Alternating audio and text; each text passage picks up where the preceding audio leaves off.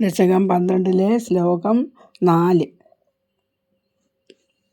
അങ്കുഷ്ടമാത്രവപുരുത്പതിതഃപുരസ്താത് ഭൂയോതകുംഭിസദൃശഃ സമജൃംഭഥാസ്ത്വം അഫ്രേ തഥാവിധമുദീക്ഷ്യ ഭവന്തമുച്ചൈർവിസ്മേരതാം വിധിരഗാത് സഹസോനുഭീത്സ്വൈഃ.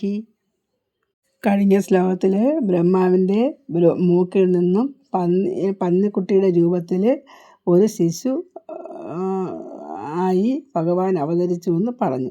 ആ ചെറിയ രൂപം അങ്കുഷ്ടമാത്ര വപുരുത്പതിത, ആ അങ്കുഷ്ടമാത്രം വലിപ്പമുള്ള, ആ പെരുവിരലിൻ്റെ അത്ര മാത്രം വലിപ്പമുള്ള ആ ശരീരം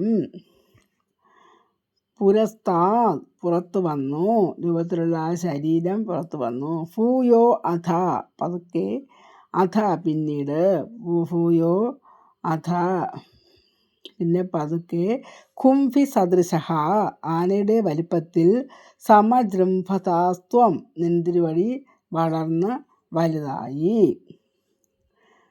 അഫ്രേ ആകാശത്തിൽ, തഥാവിധ അപ്രകാരം, മുദീക്ഷ്യ കണ്ടിട്ട്, ഭവന്തമുച്ചൈർ നെന്തിരുവടിയെ